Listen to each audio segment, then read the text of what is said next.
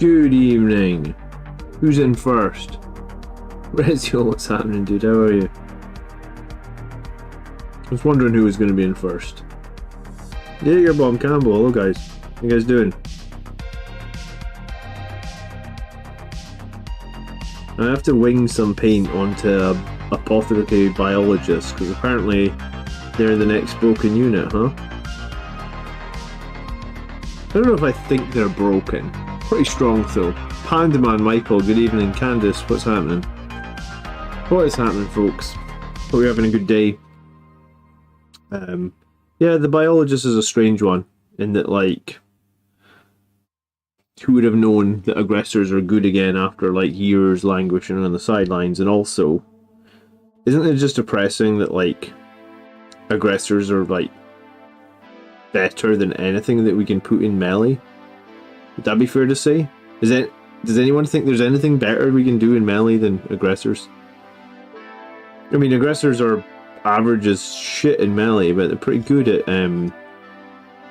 bursting auto-lethal hits. Do you know what? My big takeaway this week is Librarian Dreadnought. First time I really got a chance to make a lot of plays with Librarian Dreadnought. I think he's brilliant. I can see why. He scores you loads of points. Valrak said that we should expect the Blood Angels Codex next summer. Okay, well, I mean, I think it'll be okay. We'll have a little bit of time to play around with the Space Marine Codex. I think that the Oath of Moment changes will hurt the Sons of Sanguinius detachment, though, even more so than it's already hurting, right? So, probably until that Codex comes out, you'll probably want to use one of the detachments in the Space Marine book. I don't think they put a date on the Space Marine pre-order. It might be announced tomorrow, actually, because they usually announce pre-orders on a Sunday. But I don't have any inside information. I have no idea when the Space Marine pre-order. But, I mean, they previewed 2 articles this week, it feels like. So maybe there's like there's another one, right? Pandaman's been building Marines all day. His friend's tired of playing against demons. Do you know what? I was going to say, I've played demons a couple of times this edition. I think they're okay. I kind of feel they were stronger last edition when the Flamers were just obnoxious. I mean, Flamers are... yeah, I don't know. I guess you can do shenanigans with the 6-inch Deep Strike stuff, and the thing is, that 6-inch Deep Strike stuff's all well and good in paper, but if you take that to a tournament, you're going to run into a bunch of people that have got infiltrators or henchmen now, so you'll get I feel like you'll get screened in some games and then you'll get unstuck. The new jetpack infantry will be good. Will they? I was going to do a video on those new jump intercessors, but if they've just got the same Hammer of Wrath rule that the Assault Marines had, and they have chainswords, I'm not sure I'm very excited by the jump. You know what? Tell me in chat if you're excited about jump intercessors and why you're excited about them. Because, I mean, they're going to be in pre-order literally any day now, right? Or you're going to be able to buy them any day now, feels like. I was honestly not planning on buying any of them. I don't know if I feel they're good.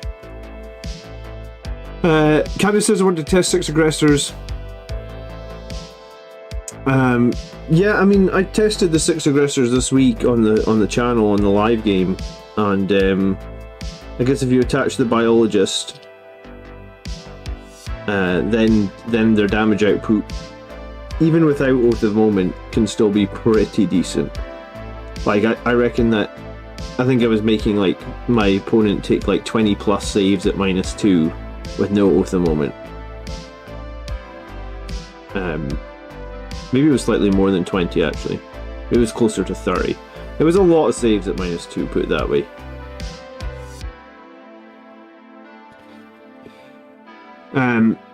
I'm spamming Blood Crushers and he doesn't have anything good into tier 7. Yeah, I mean, some armies have that problem at the moment, right? Rezel says he sees no indication that the jumping Marines will be standout. Yeah, I don't see it either, Rez. I mean, I guess Hammer of Wrath is nice if you've got a way to fall back and charge every turn, but if it's just chainswords on the guys that have Hammer of Wrath, then I'm very unexcited or uninspired by, like, chainswords. What is that always be charging? of the current state of this edition? Always be charging or always be KG? I don't think there is always be charging in this edition, honestly, Michael. I'm not playing anything that looks anything like, I'm playing nothing like an always be charging list. Like, I do not have, I think like my current list that's won 7 games in a row now, or I've won 7 games in a row. The list that I'm playing right now isn't exactly the same list that won all 7 games, but what's consistent between the lists is I have 1 squad of jump infantry and it's a 5-man. That's it. That's all I'm bringing. That's apparently all I need, and I win every game. So there's still people that haven't fought in the meta for sure, and there's probably some armies that are probably just going to absolutely destroy me, but regardless, I don't think adding more jump infantry is going to be the solution to any of my problems. Hammer of Wrath is okay. Yeah, it's pretty average, I think. I think the jump intercessors or the captains seem like a fun unit for a single squad of 10. The thing is, I think squads of 10 are like handicapped by the fact that they're super hard to hide. Like, they're just toughness 4 Marines, they die super fast, so I feel like you need to play how we used to play our jump Marines in previous editions, which is like they need to be obscured. Much easier to obscure smaller squads than a 10-man squad, especially now that you can't consolidate in certain situations and you can't pile in and you can't do any shenanigans in the charge phase to get additional movement. I think it's much harder to play melee as it currently stands in 10th edition than it was in 9th. As soon as somebody wins a tournament running like a bunch of Blood Angels jump packs, I'll make a video on it as soon as that happens. But like, and you know, that used to happen like every couple of months. Even if I wasn't playing that sort of list, someone somewhere would be like, hey, I just won this tournament playing all these jump Marines, and I'd be like, alright, cool, I'll make the video for the channel. Even if I'm not doing it. But at the moment, I'm just not seeing it. I mean, it could be happening somewhere and I'm not aware of it, but I don't think it is. I don't think anyone's winning tournaments with Blood Angels and the Sons of Sanguinius Detachment with lots of jump infantry. And I don't think any of these new Primaris models is going to change any of that. Jaegerbomb is getting the jump intercessors for the rule of cool. I'm just going to finish working on my assault Marines, honestly, Jaegerbomb, because yeah, the new jump packs and stuff look cool, but the fact that they've got no weapon options, I don't know. I've got enough guys with just chain swords that I can just proxy them, I guess. I mean, I do like the new Primaris jump packs. I do think they're cool. I just think, I don't want to be overly negative, but I think these guys are the same problem that I have with like Outriders and a bunch of other units in the Primaris range, where it's just like they just have no customization, and because they have no customization, then they can only fill the one designated role that Games Workshop have determined for them, and I think it's kind of bad. You know, like, yeah, I don't know. I hope I'm wrong. I hope I mean, they could bring jump assault intercessors in for like 85 points for a squad of 5, and then everyone would be like, wow, they're super cheap. Doesn't matter, they've got chainswords, let's bring loads of them. I just don't see it happening. I honestly, I don't know what's going to happen, but I also just don't see that happening. How are Terminators? Well, Terminators are going to be a lot better into Death Guard, that's for sure, but good evening, Sean. I'm not sure I feel the need to field Terminators. Like, the Relic Shield ones, maybe looking in, well, I mean, there's that new detachment that's coming out where Terminators can get like -1 damage, right, in melee, and they can get a 5-up Feel No Pain, and they can get 4 wounds from the Relic Shield. So I mean, if you want to make a super tanky unit, yes, you could do something with Terminators, but I don't know. I haven't seen a list or seen a play that has me like, oh yeah, I really need to have some Terminators, because the Bolter Terminators, well, Bolters don't have great AP or great reliability at shooting. Cyclone Missile Launcher isn't that exciting. The most exciting thing Terminators probably got is the Chain Fists, honestly. And then Chain Fists have their own problems in that they're not very high AP. So, Yeah, I have like what 10 of those new Terminators from the Leviathan box. I haven't even assembled a single one. I don't know why. I don't see what Terminators would give me. On the plus side, I really like heavy intercessors. That's what I'm going to be painting after I get done with this biologist. It's a weird time to be a Marine player, right? Or at least a weird time to be a Blood Angels player, where things that you think would be good are average, and then things you're not sure of. Like, I thought heavy intercessors was like, I'll just try them. I've got 100 points. May as well give them a try. And then I was like, wow, those guys are amazing. Maybe it was a bad matchup, but I want to try heavy intercessor a few more times. But yeah, I ran Terminators a couple of times this edition. Never really clicked for me. Not sure. I think I still prefer the Bolt or Chain Fist ones over the Assault Terminators, but I don't think I feel a need to run either, to be honest. Sam had a successful Blood Angels list. It was heavy jump infantry. Did Sam win a tournament with that, did he? I haven't watched Sam's channel in a while, to be honest.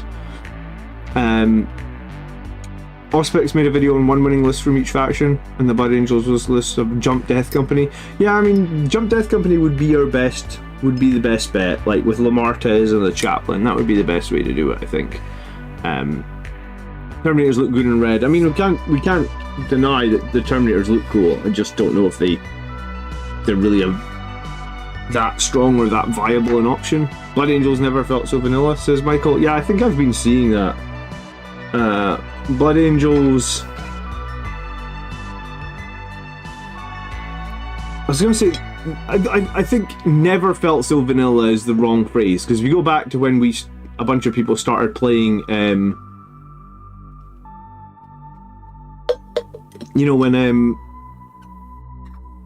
when I started playing Blood Angels in 2nd edition, there was no Sanguinary Guard. The Death Company were like a very... You might honestly, one squad of Death Company was all you could have, and that might be the only special unit you had. So I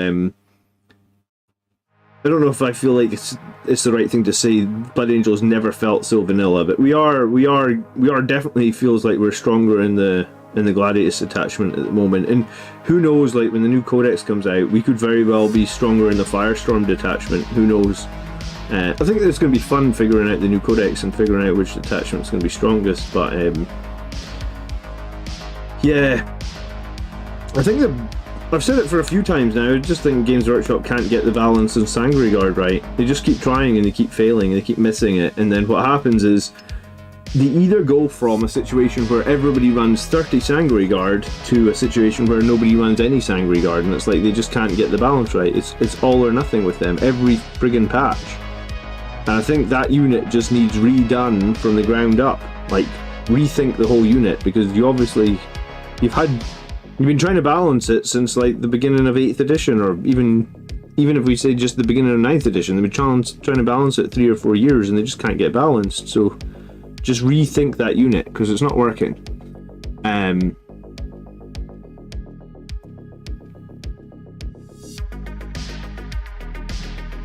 So I had a big break from the hobby as well, Sean. It happens. Lots of people, life catches up on them. I had like a decade where I used to go to the pub all the time, didn't have any money for going to Warhammer and stuff like that. Whereas like now I literally never go to the pub, but if I do, I go for like 2 drinks and then come home, paint Warhammer models. It's much better for your health.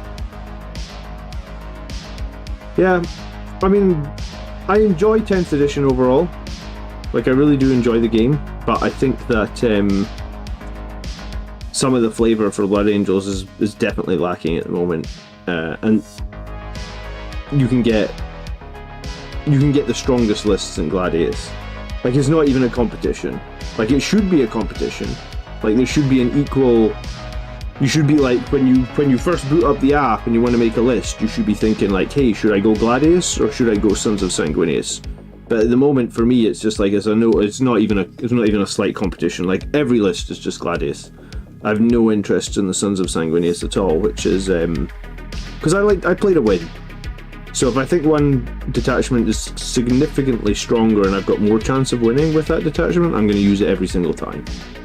And I guess you could argue like, hey, you know, you should be more interested in lore or whatnot, but I play the game to go to GTs, and I like to do my best at GTs, and I like to win at GTs. And you know, when you go to GTs, people aren't taking, like, there is people that take fluffy lists to GTs, but I want to be playing on the top tables, and at the top tables you aren't coming up against people who are playing fluffy lists. They're playing lists this, you know, same as mine, designed to win games.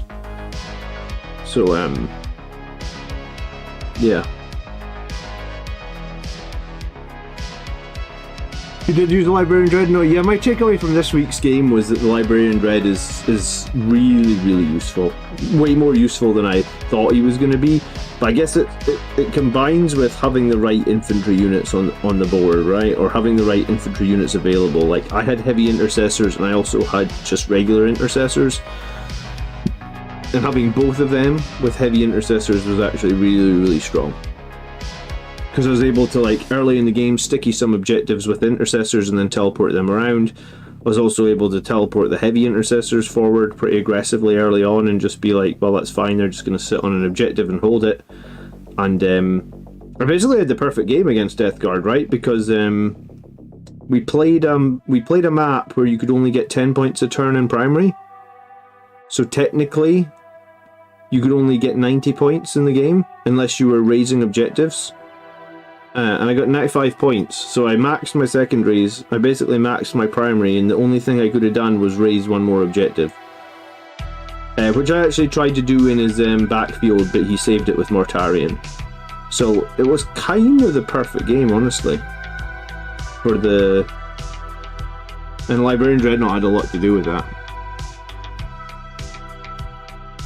Even Eternal Crusader, how are those new detachments sounding? The Vanguard one sounds really interesting for Templars. Yeah, I mean, I think that the new detachments are going to be... I mean, I think they're going to be the best detachments that you're going... They're going to be the detachments you want to run until your army gets its own codex, right? Or your faction, or rather your chapter gets its own codex. So we'll have a bit more flexibility. We'll have some new strats. We'll have some new synergies. So, like, I guess the trick will be figuring out what in the new codex, in the Space Marine codex, synergizes really well with Blood Angels to give you some cool advantages. Did you see the tabletop match with Blood Angels versus Tau? Lots of teleport action, and nearly... I don't know which channel was showing it, but I don't have a lot of time, honestly, to watch other people's battle reports. I get 2 young kids, so I do my own battle reports and I do my tactics videos, and honestly, I really don't have that much time. Sometimes I'll, like, glance through other people's battle reports, but no, I haven't watched one in a few weeks. But yeah, Librarian Dreadnought was big for me. I feel like if you have the right infantry units and you position the Dreadnought well, you could definitely use him to grant yourself a bunch of scoring, and I feel like I really did that. And I do like the Death Company Dreadnought, but I think I'm gonna... Anyone buying a Bastion to paint it red,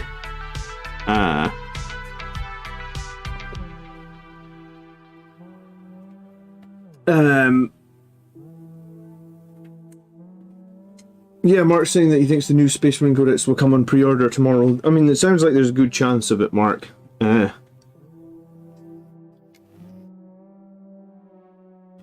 And then that usually means when they go on pre-order, they're out, like, what, 2 weeks later? So if it goes on pre-order tomorrow, it'll be out, like, is that about the 10th of October? Maybe, it's usually a Saturday, isn't it? So, like, the 7th of October? Smithy says, I'm going to rethink Librarian Dread and leave some other armor on the shelf. Teleporting multiple units for 2 or 3 turns seems useful. Yeah, I think... So my list was 895 points of armor, Smithy, and when I started making the list, I was aiming for about 1,000 points of armor. So it came in at 895, and I just sort of left it there, and I actually think that seemed pretty good. I'm playing Votann this week, and I mean, like, I haven't played Votann yet in 10th edition, so I don't think I'm going to change anything on the list. I'm just going to fire it into Votann and see what happens. Why not?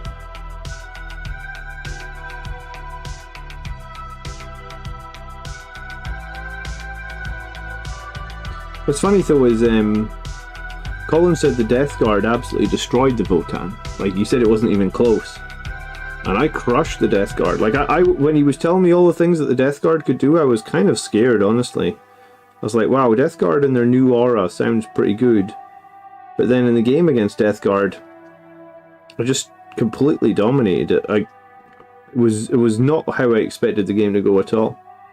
I think the final score was like 95-50 something. Maybe he got 60, but like, I think I completely shut down his primaries. Like, he barely scored anything for primary, like maybe 10, 20. Yeah, I think maybe like 20 points. I don't know.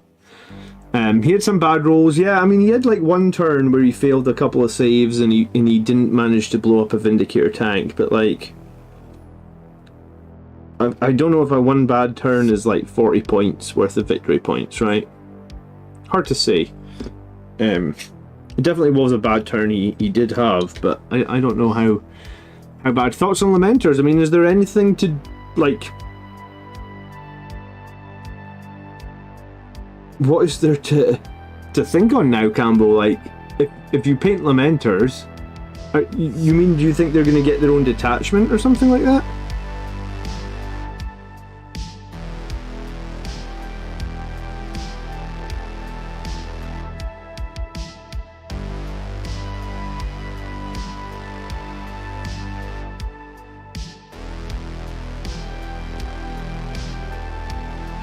Out of the new stuff, I'm picking up the Codex Jet Captain, the Terminator Chaplain, the Command Squad, and a pack of new Terminators. It's quite a lot of stuff. I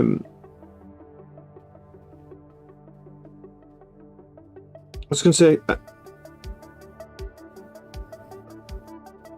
the Command Squad might be interesting.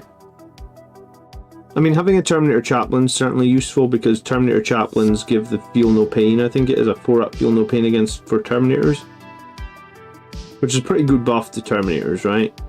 So yeah, maybe that Terminator Chaplain will be hot priority or will be hot stuff, I guess. Pandaman Pete is going to try and rapid ingress a drop pod in my next game and charge out of it with some Blade Guard. When the drop pod lands, you have to disembark the guys straight away, right? The drop pod can't the drop pod can't land and keep the guys inside embarked, right?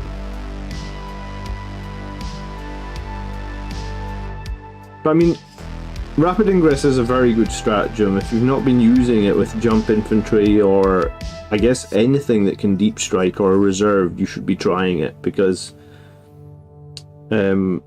I mean, my main stratagem usage on my side has been like Armor of Contempt. Rapid Ingress has definitely been like a common played stratagem. Just toying with the idea of painting them because I'm both unlucky and make bad choices on the table. Well, I mean, I don't know if I guess my thought would be if you're going to paint Lamenters, make sure you have a yellow paint that has really, really good coverage. Because I do a lot of my yellow helmets using Averland Sunset, which is the Games Workshop base paint, and it's the yellow I think that Blood Angel players typically use. And Averland Sunsets, when I use it, I feel like I need to do about 4 coats of paint to get good coverage on it. So if you're going to paint Lamenters, I was going to say maybe you just want to make sure you've got a good yellow, because I don't know if it was me doing it, I'd be a bit wary of Averland Sunset. That colour seems to always turn out badly for me. But maybe it's just me being a bad painter. I mean, there's that as well, right? Duncan's paint is good. Do you know what? I only bought one of Duncan's paints, the Too Thin Coat brand, and I wanted it to match the red that I use for my Blood Angels, and it didn't really match, so I got rid of it. Because it was supposed to colour match. I think it was supposed to colour match like Evil Sun Scarlet or Mephiston Red. I forget which colour match it was supposed to be, but I tried it side by side and it wasn't a colour match, so I was like, well, I'm not going to do that because my whole army's already painted with the GW colour, so. This is why I don't. I would get on a lot better if I used contrast paints, but my whole army is already painted without contrast paints, so I'm not interested in having things, I guess, lose conformity or whatever. I think in the future, though, if I start another army, I'll start with contrast paints.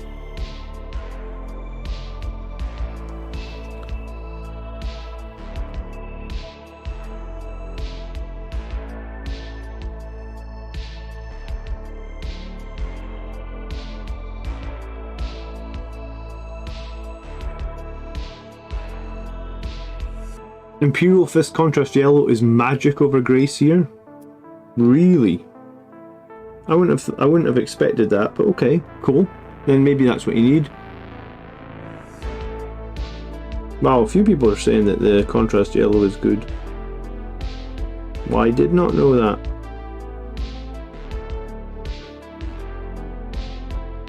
I still only own one contrast paint, which is Blood Angels Red, I think. I've got it right here. What one do I own? This is the only contrast paint I own. Contrast Blood Angels Red. I usually just paint it over gold as well. I usually paint Sangreguard gold and then give them some sort of metallic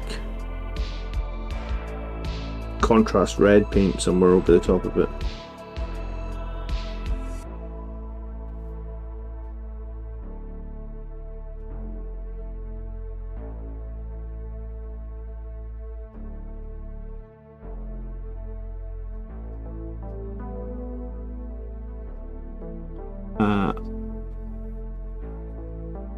I don't know if contrast is the best for Marines, Flowbrain, but I mean it depends on what you use it for. There's lots of little techniques you can use. If you were going to do Incarmite weapons, for example, or something, and you just wanted to quickly do a weapon, you could use a contrast paint on that. I've seen people do that before, paint the weapon and then contrast paint or something. So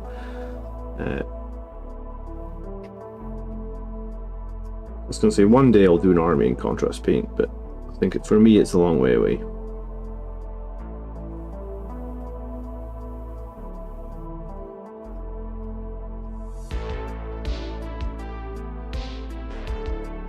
I want to get my Heavy Intercessors battle ready. I want to get this Apothecary Biologist battle ready as well, wherever I put him here.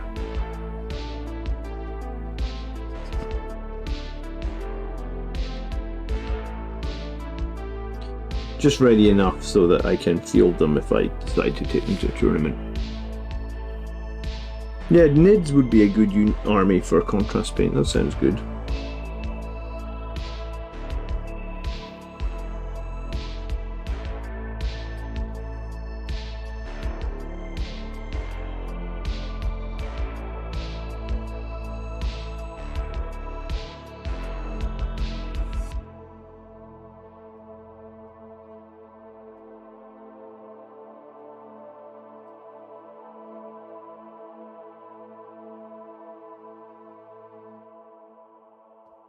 Sorry, someone asked if I'm using the Biologist with the Heavy Intercessors. No, I'm using the Biologist with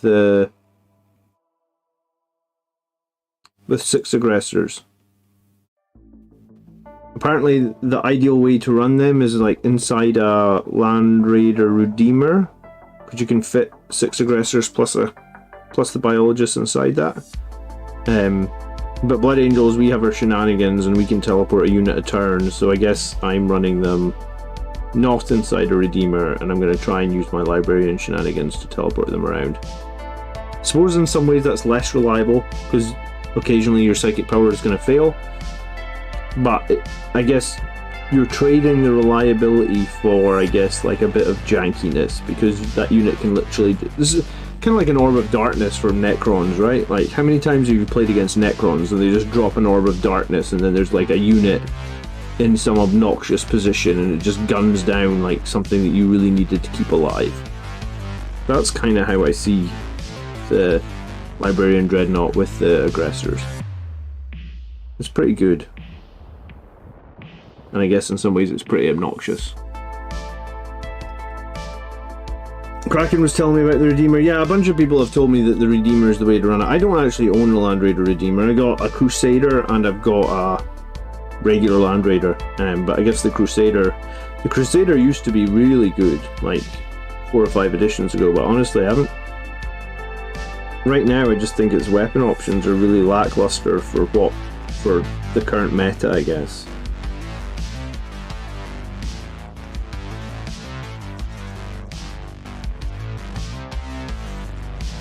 Which is a pity, because I do like the Crusader.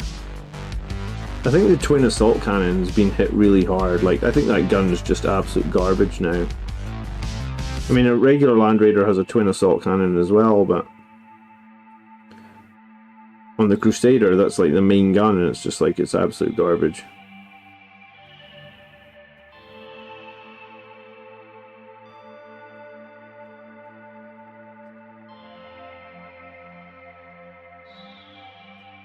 I could have probably painted all these chess pieces as well while I was here.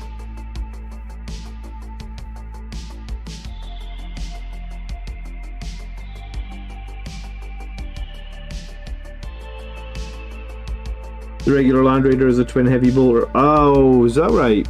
Yeah, you're right, you're right. I ran the regular Land Raider a couple of times, both last edition and at the very start of 10th, you know that?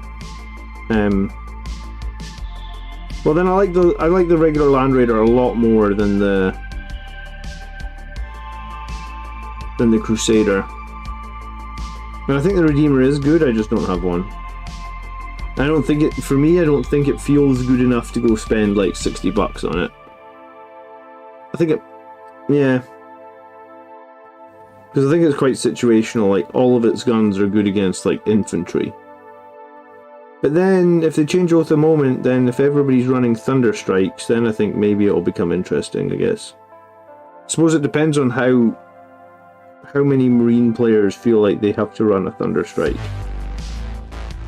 Because like, I was going to take Ball Predators. I was going to take 2 Ball Predators on my current list. And I was speaking to Smithy, and he was saying that like he dropped the Ball Predators because he just said that he just felt they didn't do enough damage for him anymore. And I was like, yeah, I mean, Ball Predators are like strength 6 and strength 5 if you've got the Flamers, right? So I can understand them not doing much damage unless you have got the Thunder Strike and you're giving them +1 to wound. Then I'm thinking, at +1 to wound, they probably do okay damage, right? It's all auto hits. There's all auto hits, and most of it would be wounding on 4s or 3s. So at that point, I'm like, yeah, I think the Ball Predator would be good, but I didn't put them in my list because Smithy told me not to do it.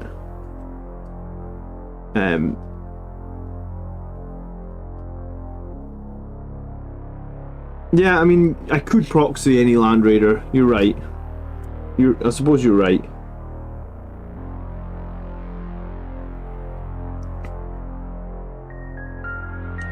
I don't know, I've got something that's working with my repulsor, and it's certainly not a meta choice, but it's something I came up with myself. And sometimes I definitely do like coming up with my own lists and my own stuff, right? So if I find something that no one else is running and it's working for me, I like to stick with it. And I'm probably stupid and I should probably just jump on the strongest meta picks. But I'm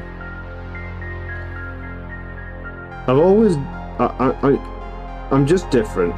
I'm built different. I don't know how you would say it. Like, what's the logic behind it? I don't want to be the same as other people.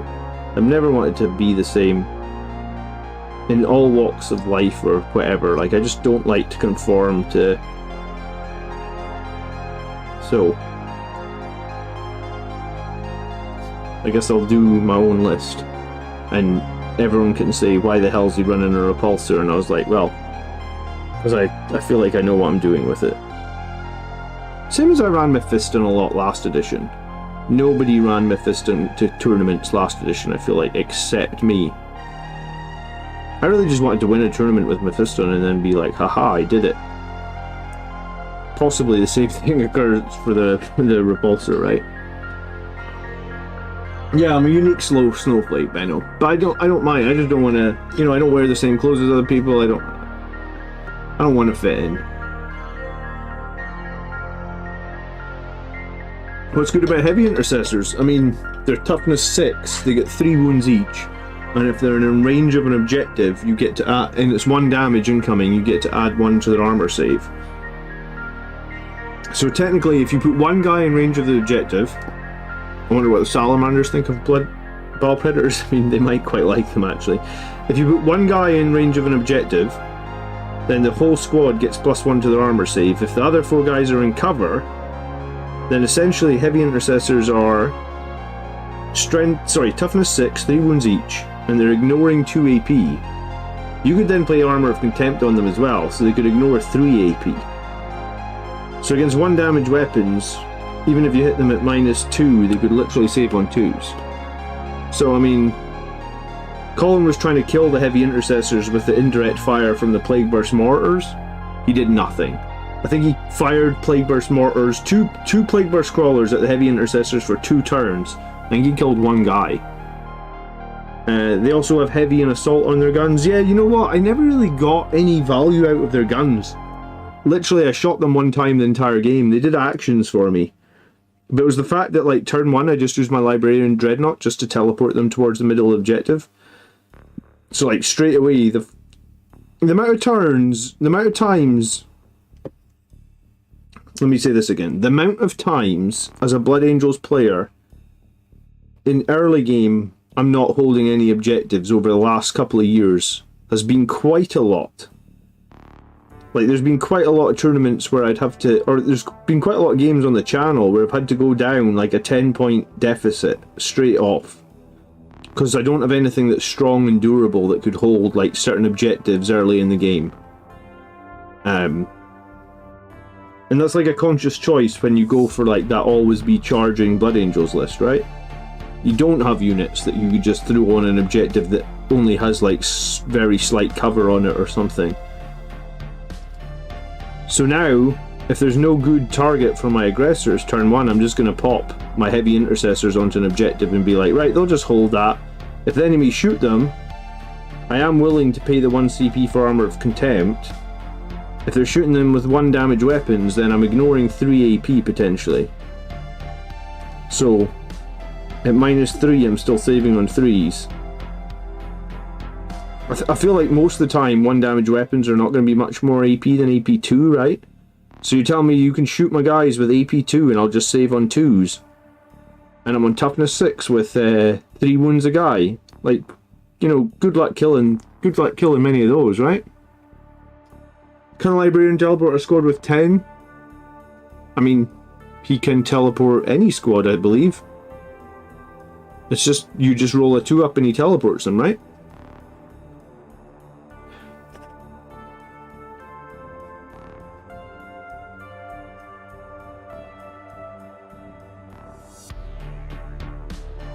Heavy Intercessors got a point cut. Yeah, they went down 10 points as well, which is about a 10% drop in points cost.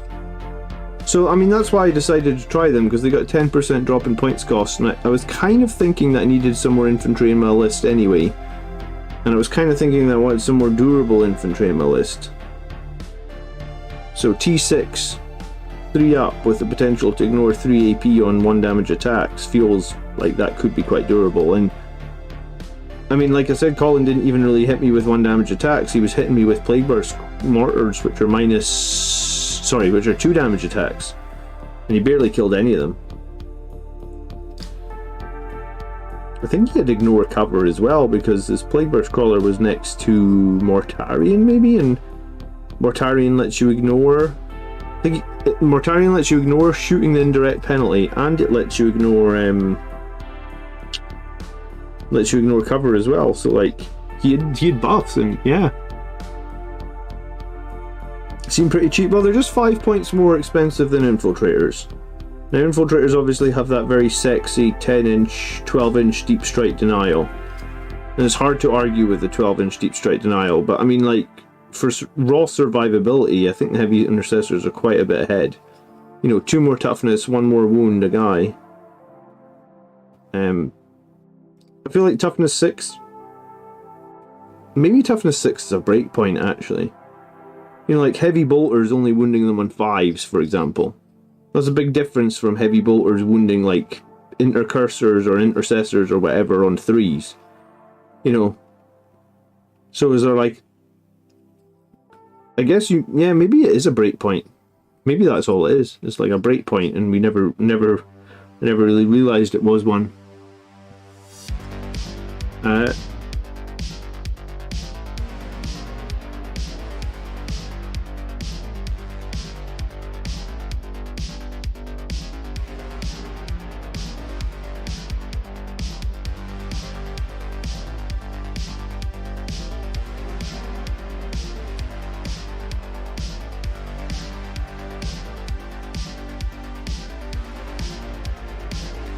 I don't know, I'm willing to give the Heavy Intercessor a few more games. There is part of me that thinks if I'm going to a tournament, I might just fall back, like, because they're 105 points. I might just last minute rotate them out for a squad of Infiltrators, because we all know exactly what Infiltrators can do. And by not having Infiltrators, I guess I open myself up to some armies shenanigans with like the short inch deep strikes and stuff like that. You can't build a list that's gonna deal with everything in every situation, right? You just can't. So like I'm trading off some of my deep strike denial stuff for a very durable Heavy Intercessor squad that I can just teleport wherever I need them, whenever I need them. Like I said, it's different. Other people are maybe not doing it, but hell, I'll do it because I want to be different and I want to try things. Hey, if I go to enough tournaments, with all the batshit crazy stuff that I run, eventually I'll win an event. It'll happen eventually. MB92 says, are the new detachments good? Are the new detachments seen better than the Blood Angels or State of Sanguinius? I mean, they're probably going to be better, right? Because the indexes are probably a little bit out of date already, right? Because indexes came out in like June, end of June. So I do think that when the new Space Marine Codex hits, if you want to have the strongest build or strongest list, you're going to need to be playing a detachment from the new book. Whether or not you play it, yeah, I just think you're gonna want to play a detachment from the new book. I think that's going to definitely be strongest. Because every time they release new books, they want to sell models, so they always have strong stuff in the new books. It always happens.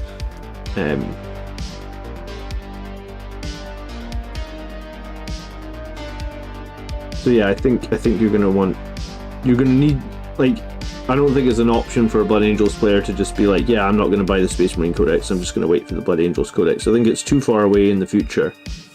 So I think there's no option. I think you have to buy the new Codex, and possibly you have to... The cool thing I think about that is, let's say there's 7 detachments, they've said, I think, in the new Codex. The cool thing I think about it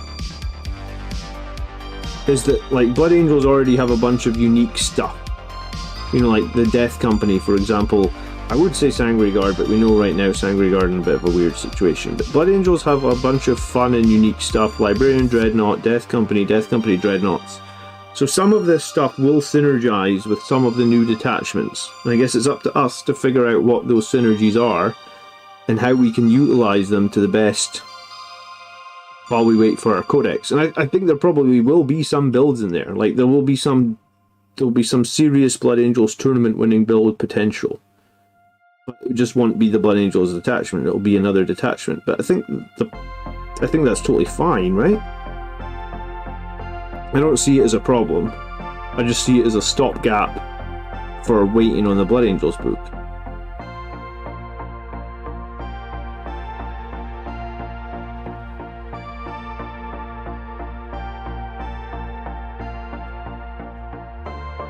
What was everyone working on this evening? How is everybody? Hope you had a good weekend. Thanks everyone that watched the video yesterday. There was quite a lot of like good comments and thousands and thousands of views on yesterday's video, so that was very cool. I have a random video that I filmed about Ultramarines winning army list, and that video is going to come out, I think, on Monday. Yeah, I think I'm going to put that one out on Monday. So, which kind of answers the question that was just there, is like about the detachments. It's like, well, Ultramarines right now are using the Gladius detachment. So if Ultramarines are winning tournaments running Gladius detachment, like, my question, the reason I made a video on it, started reviewing this list, was like, hey, if Ultramarines are winning tournaments, what are they doing? Like, what can I learn from the Ultramarines that are winning tournaments? Like, what do I need to learn? What can I learn? So, sort of a bonus video coming out on Monday night this week that's not a Blood Angels video. It's the first time I've ever looked at a non-Blood Angels list. No, do you know what? I've looked at some other, like, I've looked at Black Templars lists, but I guess it's the first time I've done, like, a tournament winning video for another army. I don't know what you would call it. I just made the video. I wanted to look at the list. I wanted to figure out. It was actually that list, I think, that gave me the idea of using the heavy intercessors or trying them out. So, look at another list, see what I like, see what's worth trying, figure it out.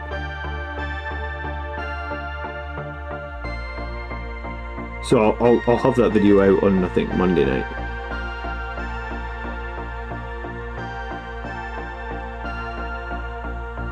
Blood Angels, Dark Angels, Space Wolves get more units to use. Well, exactly. So we've got an advantage in that we've got units and combos that. I mean, I think, like, everyone knows this aggressor trick now with the Bolter Inceptors. Bolter Discipline. Sorry. So, like, it's just like there'll be oversights. Games Workshop will have forgotten about something. For example, like, Death Company get full rerolls to hit, right? Well, like, Death Company can get +1 to strength on their Infernal Pistols now if you're in the Firestorm detachment. So maybe the play is you just need to get Death Company into range with your strength 10 Melta Pistols. And then that's like a new thing you can do with a Firestorm detachment that makes Death Company really, really strong, because strength 9 Melta, it doesn't seem that strong. Strength 10 Melta seems like strength 10 is like a break point, right? So, yeah, I think using the detachment from the new books and figuring out how to best utilize that, how to best take advantage of that with the Blood Angels specific models, that's going to be, I mean, I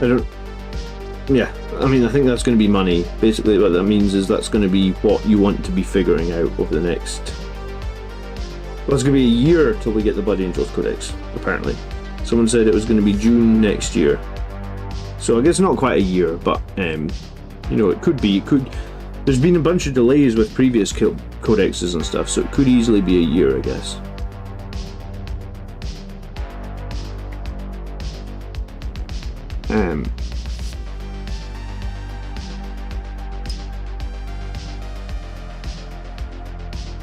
Candace is playing through Dragon Age Inquisition. You know what? I've never played the Dragon Age games, but I actually really like all the games from BioWare. I liked the Old Republic games, all 3 of them, and I liked. Did BioWare do Neverwinter Nights, or was that someone else? I liked that game as well. I didn't actually buy Everyone's been rabbiting on at my work about Baldur's Gate 3. I haven't bought that yet. Even my wife's been asking for Baldur's Gate 3, but just haven't had time to get round to it. So at some point, I guess we're going to get Baldur's Gate 3.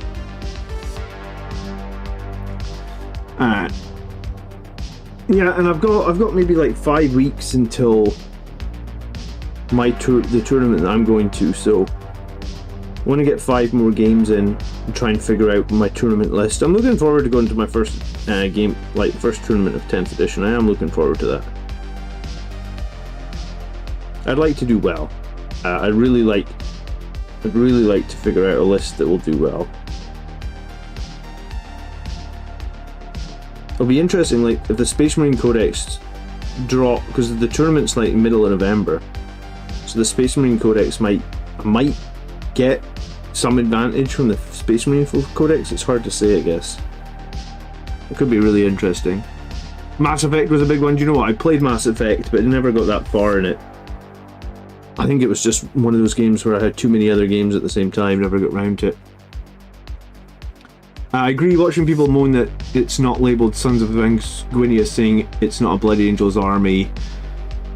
Yeah, Todd, you're right. People have been doing that forever, though, Todd, and that's...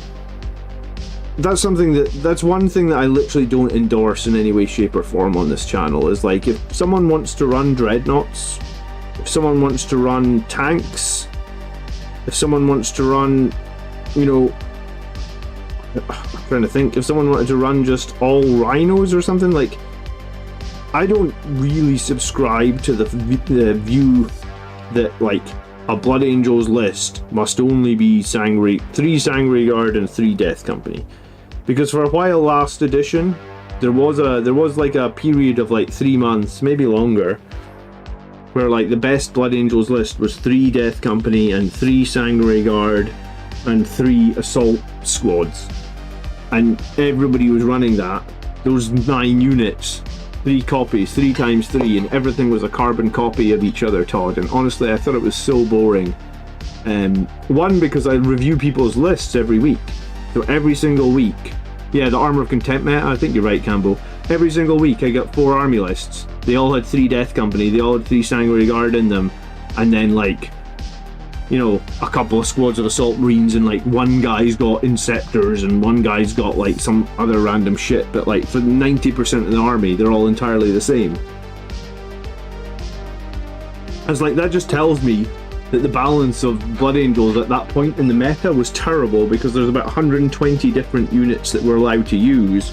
So the fact that people are only using 3 of them just tells me the Games Workshop balancing team need to step up, right? Like, I just thought that was tragic. And I went to a tournament. I think I actually won a tournament. It was a team event, but I think I still won it when I went, I think it was when we had that Death Company stratagem, Fury of the Lost, and you got points for killing stuff with Death Company, and you got points for when the Death Company died, and it was just like super strong. So I think that was the only tournament that I won in 9th edition. So, but I never, like, my list was based around Death Company. It was never like, I never went 3 Sangre Guard, 3 Death Company. I maybe did like 3 Death, I think I actually did 4 Death Company in in that tournament. 4 Death Company and like 2 Sangre Guard. Just because, again, I don't like to conform to what people conform to, I guess. But yeah, it was a weird boat. I don't know if I necessarily wanted to say boat. It was a bit boring. It was like, if there's only one build for your faction when there's 120 units in your codex, boring's maybe not the right word, but like, I don't know what the right word is. It's not boring, like monotonous maybe.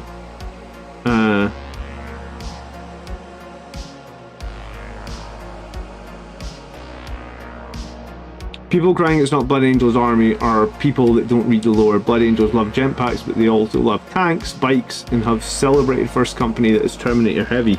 Yeah, exactly. And that, I had a question about that came up a while back. I'm sure I asked it before, but I've maybe forgotten about it now. Campbell, thank you so much for the gifted sub, dude. I really appreciate it. Much appreciated. You guys' support is always amazing, and thank you so much. Blade Guard veterans are part of the first company, right? So where are they fitting in to the Blood Angels first company, right? Like, are they getting assimilated? I actually don't, like, you know, in Devastation of Baal, we obviously, like, there was talk in Devastation of Baal, I can't remember, like, the Sangre Guard just about got wiped out. There was only, like, was it, like, one of them left, or was it, like, just a handful of them left? I can't remember now. Well, they never said how many Terminators we lost, but I assume if we lost most of the Sangre Guard, we lost most of our Terminators as well. So, like, at some point, do they need to, like, update what the first company actually looks like? Like, what the hell does it look like? And Terminator armor was like this crazy relic that they couldn't remake, right? So what's within, so what's the lore? I actually don't know. What's the lore around the new Terminators? Are we getting that in the new codex? Like in the new Terminators, the ones that were in the Leviathan box, like if they just gleamed over the fact that they're different sizes, or have they actually said how they're making new Terminator armor? Because before it was like Terminator armor, kind of like the Horus Heresy stuff, right? Terminator armor was like a relic, they couldn't replace the suits. What's the deal behind that now? Someone clue me up. I haven't read, I gotta be honest with you, I've not read a 40k book since the Astrath book, which was maybe like 6 months ago. I read one book in the final Horus Heresy series and kind of struggled with it, so I read the Astrath book, and then I listened to a lot of audiobooks, but I must admit, over the last 6 months, I was going to say it's going to be heresy in here. I've been listening to Dungeons and Dragons books. I've gone through like 4 Dungeons and Dragons books in a series, so don't judge me. It happens.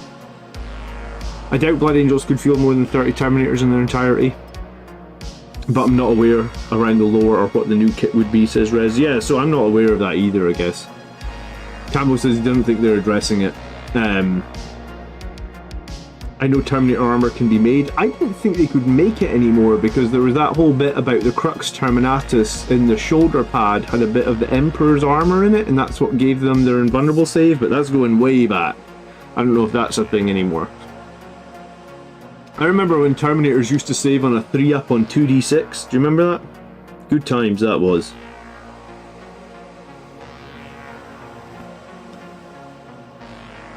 Back when you could roll saving throws on 2d6. I think back then Abaddon saved on a 2-up on 2d6, so if you didn't have any AP, you couldn't do any damage to him. I think that was right. So how pissed are you at painting all those Desolators? I'm not pissed, not telling, because I only painted them to battle ready. They were...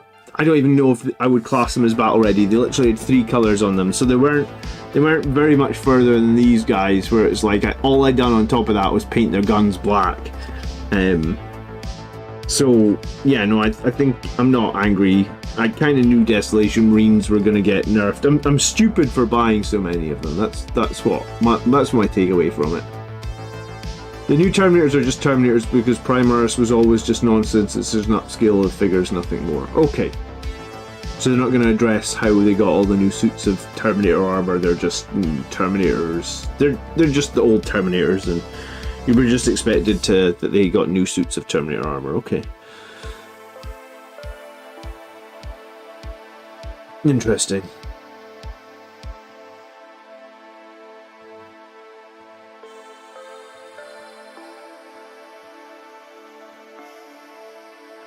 I wish they'd given them at least one anti-vehicle weapon. Like the Cyclone Missile Launcher, like could it not have been 1 more strength than a regular frag? Could it not have been strength 10? I mean, it's only like 1 shot from a Cyclone Missile Launcher. I don't know why it needed to stay at strength 9. Couldn't it have been a super crack? That would have been better.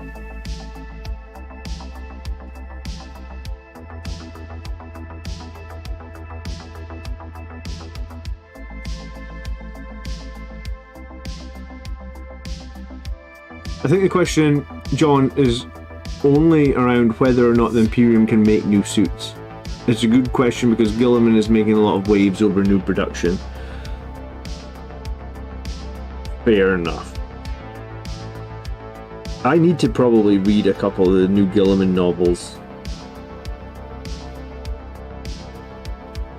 I was kind of hoping that we would have had the next I was kind of hoping that we'd have had the novel post Darkness in the Blood that talked about how Dante was going to go through the Rubicon, which he obviously did.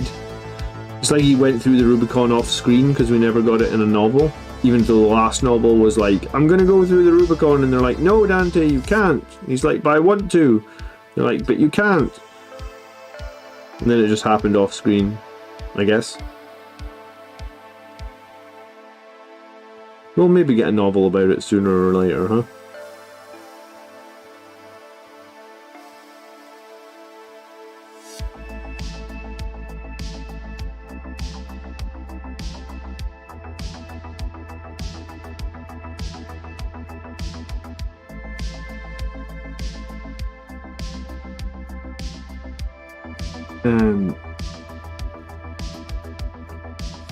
Yeah, we'll maybe get it, Smithy. We can keep our fingers crossed. The last couple of books that have been done for the Blood Angels have been really good.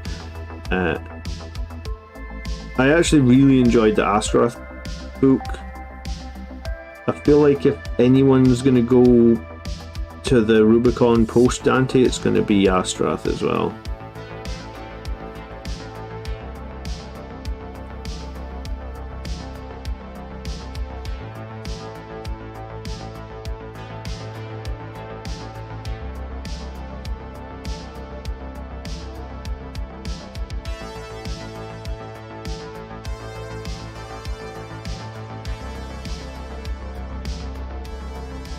Lamarta's book is nice. I need to get that one actually.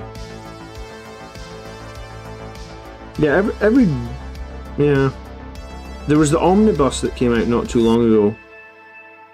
I noticed it. I think I put it in my Amazon basket. I guess I never got around to ordering it, but I need to.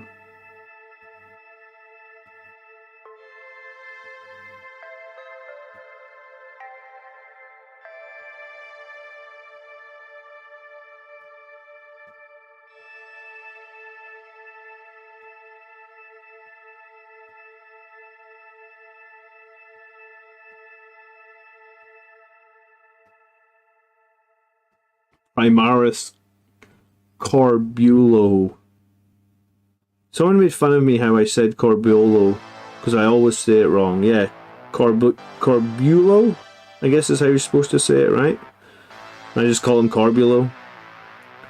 Because I was like, yeah, I probably first pronounced it when I was about 10 years old, and now I cannot unlearn that word. There's another couple of words that I do like that I say wrong, apparently, that I just always say wrong. Apparently onion is one of the words. My wife always makes fun of me. She's like, say onion. I was like, onion. It's like I don't hear the difference. I can hear the difference between Corbulo and Corbolo, I guess. Sure, I always just call him Corbolo. If he goes Primaris, please, for the love of God, can he have a jump pack? Because it makes no sense that he doesn't have one. You just think you'll get upscaled?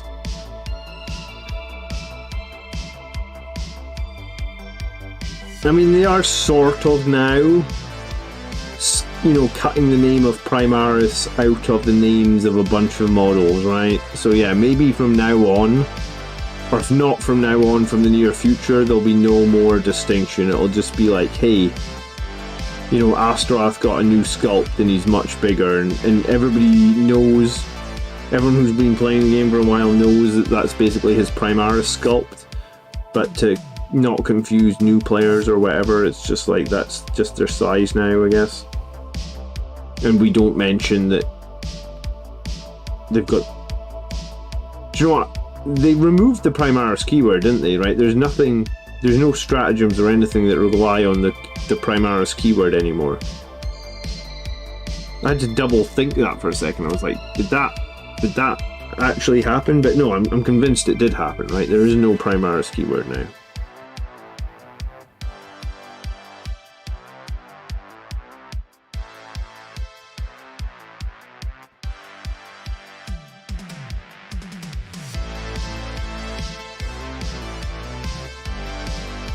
So like if Blood Angels do get a new codex a year from now, you can probably just expect a couple of new characters. I hope for something like the Sangre Guard, we just get a new Sangre Guard kit, or we just get a new like Death Company Jump Intercessor kit, where it's like, if we want to continue to use our old models, that's absolutely fine. If we want to buy a cooler new kit, that's also absolutely fine, and the cooler new kit will be at the new size. That's kind of what I'm hoping will happen. But I mean, I guess it's hard to say exactly what will happen, right?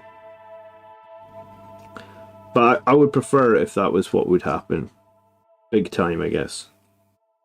I feel like I've lost so many units. I was going through all my painted units the other day. I think it was when I was looking for these heavy intercessors. Valrak said no one should buy Death Company or Sangre Guard. Well, I mean, Valrak's sources on leaks have been pretty accurate, so I guess take that as some advice, huh? when I was looking for these heavy intercessors, going through the drawers of models that I have, and like I was honestly like, oh my god, like I've lost so many models to that legend stuff that happened recently. Like I was just going through drawer after drawer of like, some models were all painted, some models were just made, and it was just like, man, I've lost so much stuff. I was thinking to myself, like, I don't know what other factions lost as much as we lost. It's ridiculous.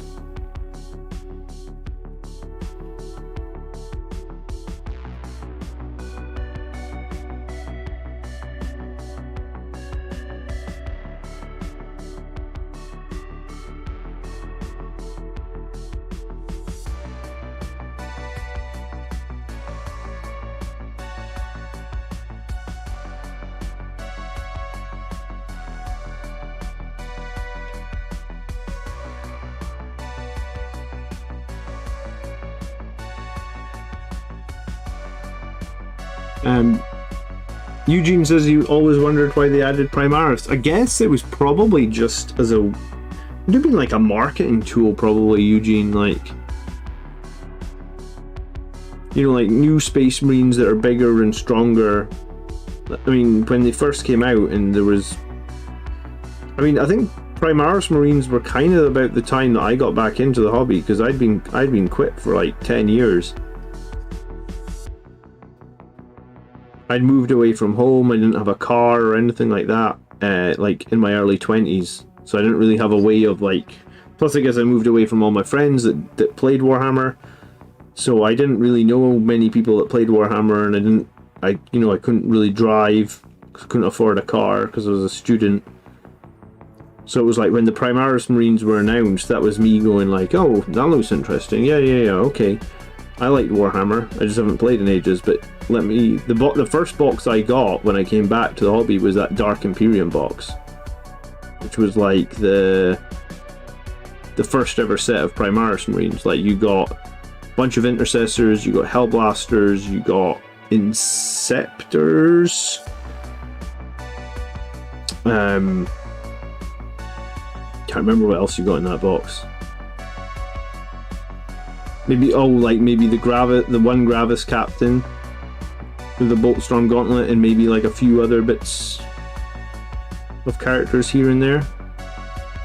I feel like it would have been a marketing tool. Get people that previously knew Space Marines and be excited about new stuff, and now that it's done its job and it's, I guess, defunct a bunch of the old kits, they don't need to market it so heavy anymore, right? Am I wrong? Have I always stayed up north? When I was at university, I stayed about 100 miles south of where I am right now, but yeah, I was still pretty far north.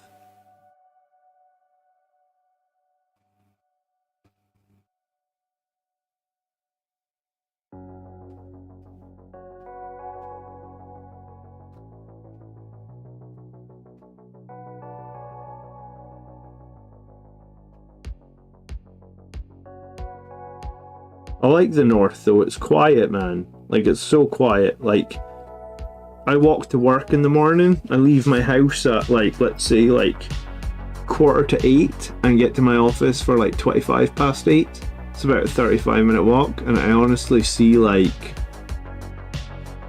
I was gonna say, like, so on a 35-minute walk through town at that time in the morning, I maybe see like 7 or 8 people. Like, it's super quiet. Like, that part of it I like a lot, and also feels really safe for the kids because it's so quiet. I was in Aberdeen when I was down south.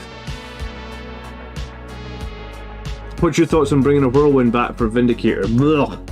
Why would you? Tell me what a whirlwind can do. Nothing. What can it do? It can kill some shitty infantry model in indirect fire. I honestly, I don't know why. We all agree Battle Shock is basically useless, right? It comes up like once a game or something like super minor. It actually came up in this week's game that you can still do actions while you're battle shocked. I was like, oh, okay. They basically said on one of their meta watches, did they not say that BattleShock hasn't been performing for as well as they'd hoped it would? I was like, well, literally make it that you can't do actions if you're BattleShock. That would help, right? That would make BattleShock more impactful. So I was like, I don't know what the Whirlwind does that...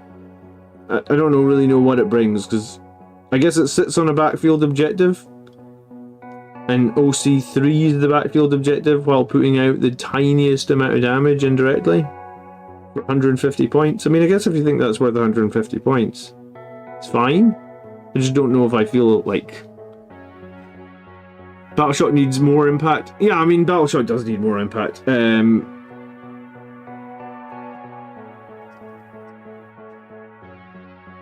Are you Orkney or Shetland? No, like, I'm literally on the northeast coast. So, in between Inverness and Aberdeen is where I'm at.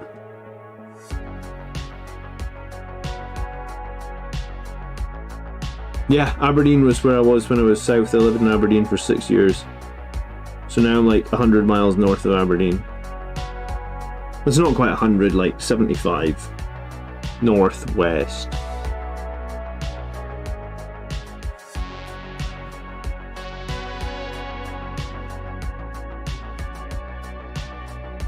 I tell you though, Aberdeen's fucking cold in winter, man. That North Sea wind. Remember that scene in Braveheart where he's like, "I'll put hairs on your chest, boy." We used to go walking around Aberdeen in like the North Sea wind with a friggin' t-shirt on. I'd rather die now, honestly.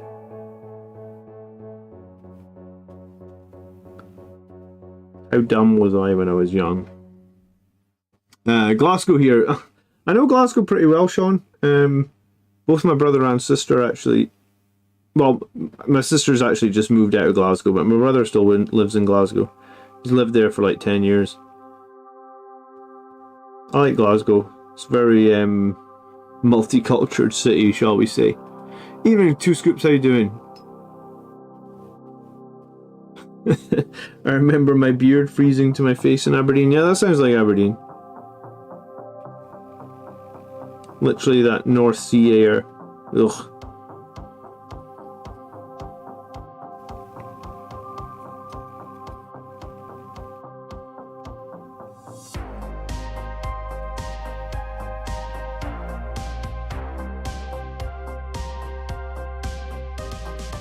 I like that, have you seen the skit by, oh, what's the guy's name? Kevin Bridges about Glasgow in the bus stop. That's a brilliant piece of stand-up comedy. It's one of my favourite pieces, actually.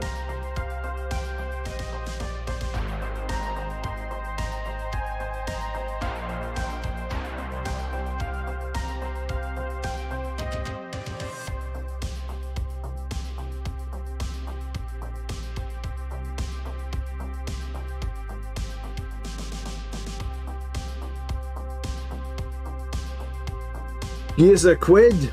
Yeah, exactly. If you've never watched that, search Kevin Bridges Glasgow bus stop.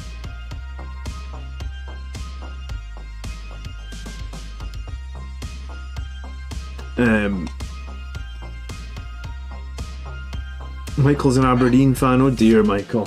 I mean, you did well in Europe this week. I'll give you that. By the way, Nid's build that can span you with BattleShock tests up to 25 times in a game. Yeah, I mean, they've got... What's the power that makes your whole army take a BattleShock test? I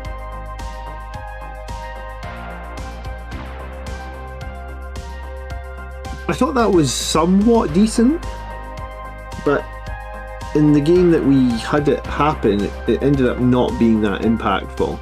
It sounded like it was going to be somewhat impactful, but ended up not being as impactful as I thought it was. What result am I supposed to be happy about, Campbell? Did the Man United game finish yet? I'll be happy if Man United lost. So they were 1-0 up when I got on the stream. I really want them to lose again.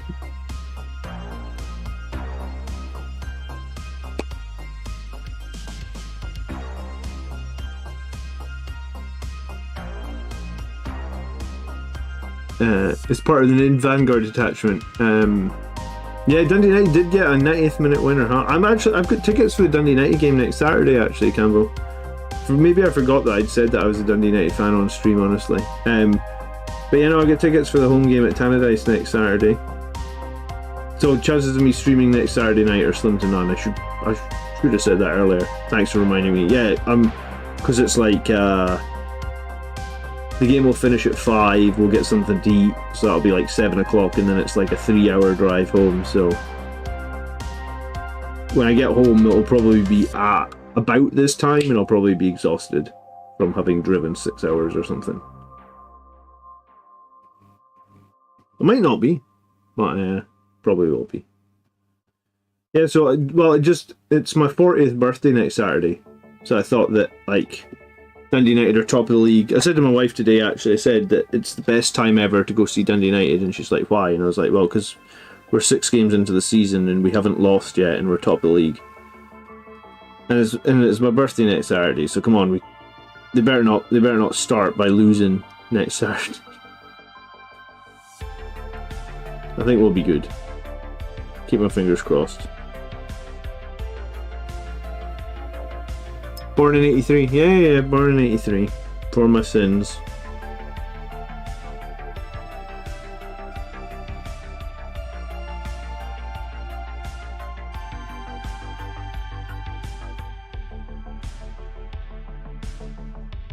Yeah, that's why I find it hard to remember when I first started playing Warhammer. Because I was like, I think I was about 10 or 11. Because I've got 2nd edition Blood Bowl. That was the first game I ever got that was Games Workshop, and that was like the first time I ever went to a Games Workshop store was I got Blood Bowl. Played Blood Bowl, probably only played it a handful of times, like maybe like 5 times, painted the models. Painted the models terribly, by the way. Played Blood Bowl like a handful of times, and then I was like, right, really enjoyed Blood Bowl, but what's the step up? Like, what's the next game? So I don't know. I know I have the 2nd edition box, but I don't know when I actually started playing. Too many years ago. Green Knight brought me into Warhammer. I have no idea what Green Knight is. Tell me.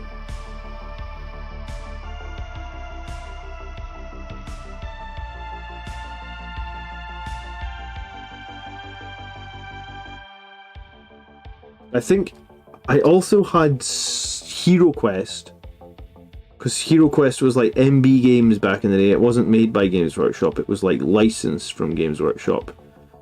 And did anyone have Hero Quest on like an Atari or an Amiga? Oh, it was a Bretonnian character and started with Warhammer Fantasy Battle. Ah, right. Okay, I'm with you. Like almost a bit like in The Hobbit, how they've got like the Green Mage and stuff like that. It was probably based on The Hobbit or Lord of the Rings, to be honest, if it was like a Green Knight, to be totally fair. Because I think a lot of the inspiration for Fantasy Battle was probably from The Hobbit, right? Well, a lot of inspiration for a lot of fantasy products and stuff was from The Hobbit. Or Lord of the Rings, vice versa. It was kind of ironic that they ended up getting licensed for those games to make them as board games as well, I guess.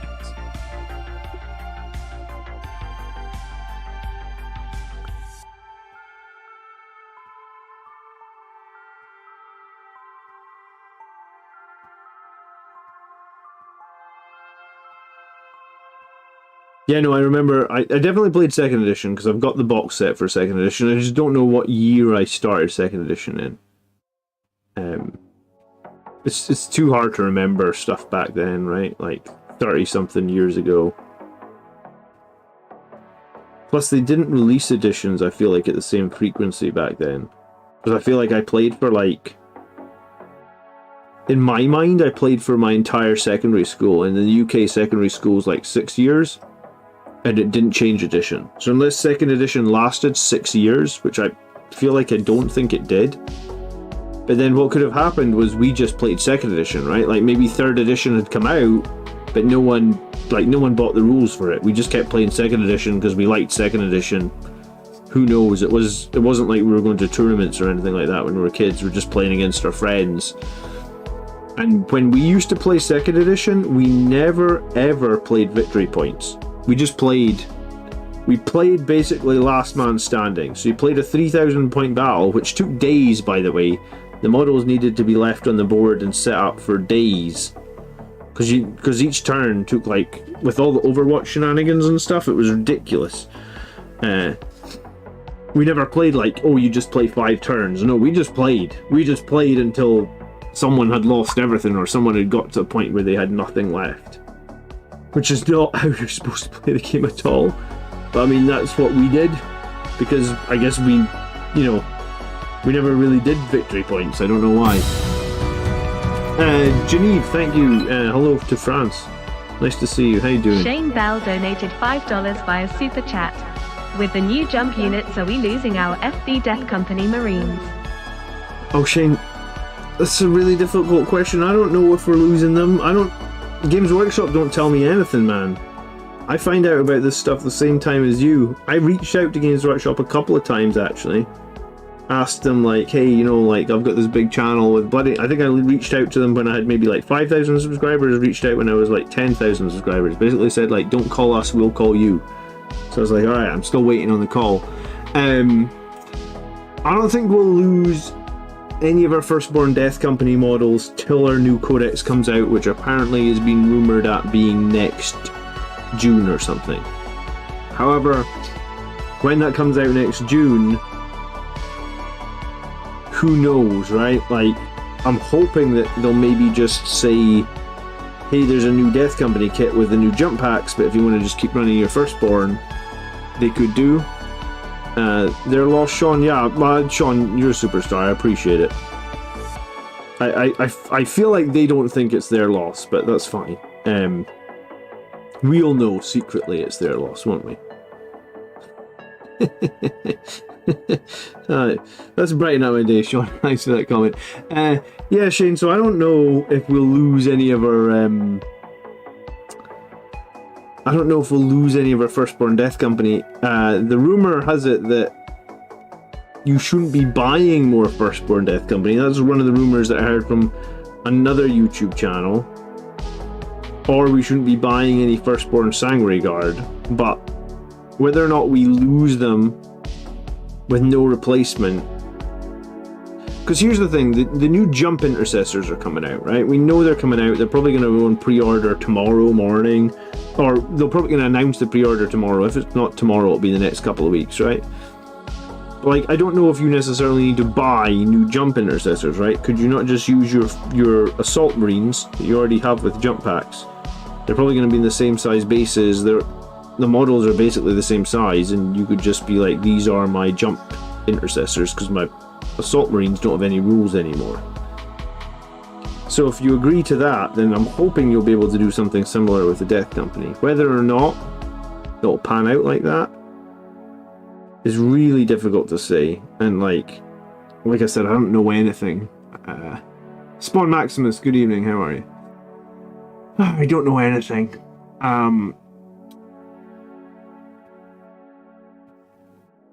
But no, thank you so much for the $5, Shane. If you've got another question that I knew something about, I'd love to answer that question as well. And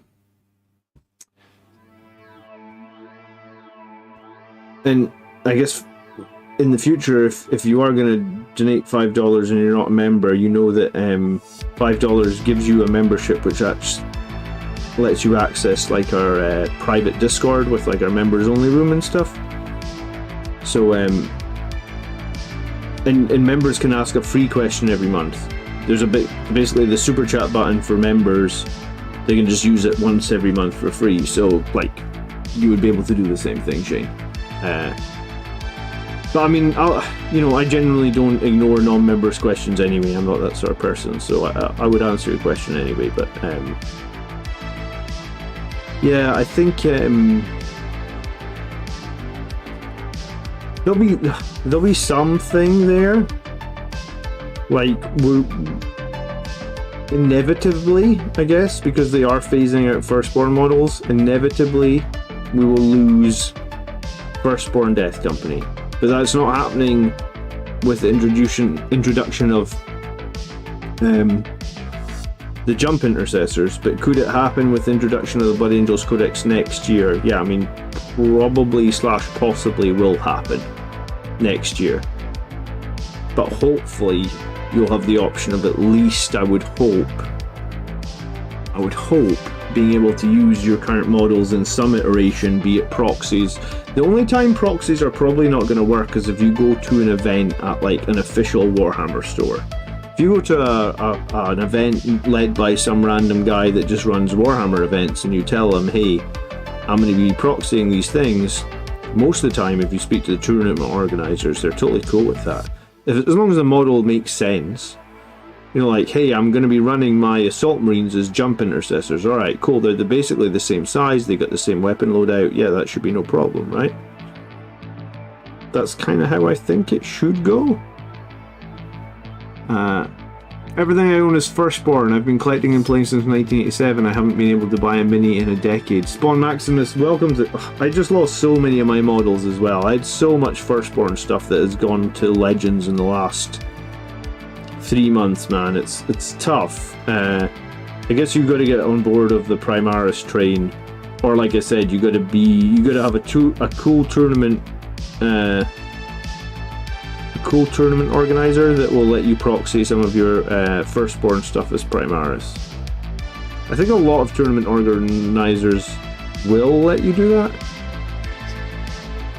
Probably just the only ones that want are like the official GW store tournaments or the official Warhammer World tournaments, right?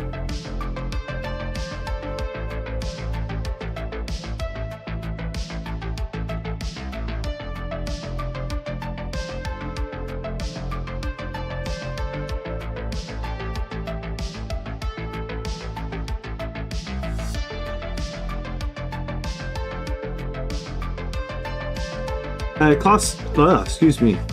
They said bikers can be counted as outriders.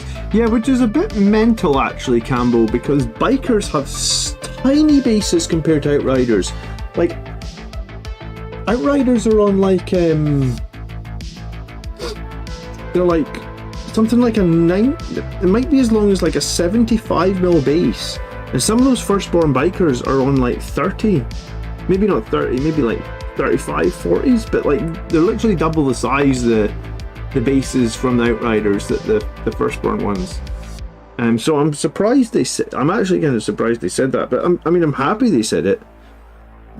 But I'm a little surprised because those two bases are completely different sizes. Like they're not even in the same ballpark, I feel like.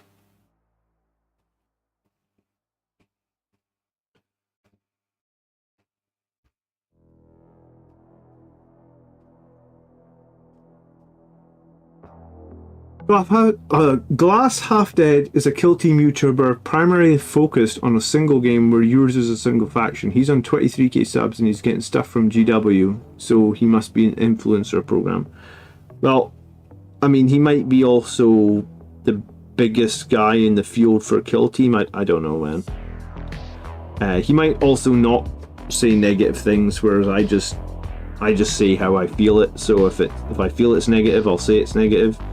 I do try and be genuinely positive, but if there's something like negative, like some of the balance stuff that's come out recently, like if I don't like it, I'm not gonna say it's fine. I'm gonna just say how I don't like it. So, I mean, I am growing in subs slowly as well. I mean, I do get like 5-10 subs every day, so it is growing. I kind of hope to reach 14,000 by the end of the year. That was like my target. I don't know if I'll get there, but I mean, it's good to have targets, right? I like to set myself targets because it keeps me motivated. Old bikes are 2.5 inches by 1, Outriders are 3.5 inches by 2, so it's 1 inch longer and 1 inch wider. Yeah, so that's a big difference. I mean, if you break that down by thanks for that, by the way, Smithy. If you break that down by percentage, you know, like that's a 100% increase on the width. And like 33% increase, is that right? 33? No. That's a 40% increase on like the depth, and like a 100% increase on the width. That's a lot, man. Like, I'm talking about having, like, jump marines that are on the exact same size bases, just maybe not quite as tall because those new Primaris jump packs are a little bit more bulky, right? Like, that's what I'm talking about. If Games Workshop said use your old bikes as Outriders, I was like, those things are giantly different. Which honestly surprised me. I mean, good for them, because I feel like that's what they should be saying. Because that means no one's upset. No one, because someone somewhere literally just, let's say, well, good example is I bought like 15 Desolation Marines, like a week, a month before they got absolutely nerfed into the floor to the point where like you just can't play them anymore. So, someone else somewhere bought, someone somewhere bought, what am I trying to say, somebody somewhere bought like Firstborn Bikers a week before they basically said, oh, Firstborn Bikers are going to Legends, or someone bought ATV, the basic attack bikes the weeks before that they decided there's no more attack bikes and it's only Invader ATVs. Hey Phil, good evening. Spawn says, I can't afford to. I'm an old veteran on a fixed income. My finances don't allow it, hence why I started doing commission work to reinvent my ancient soul into a new world.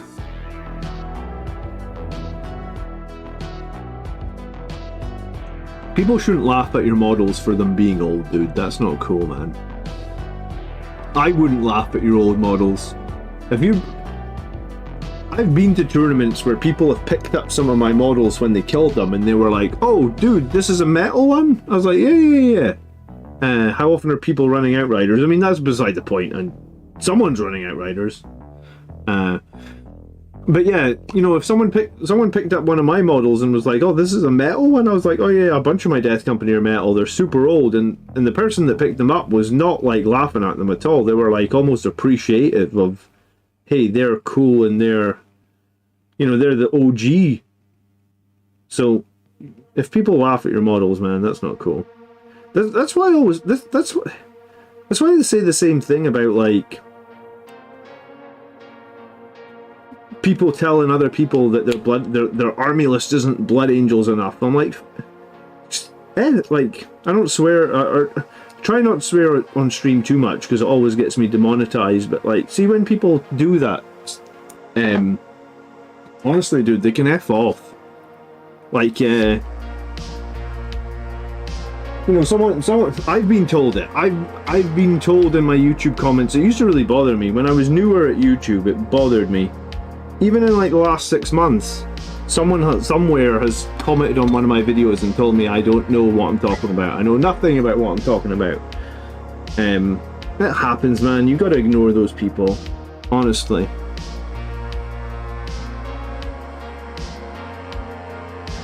I have a 3-year-old and I'm teaching her, like every day I'm teaching her the quote from Bambi, which is like, if you don't have anything nice to say, don't say nothing at all.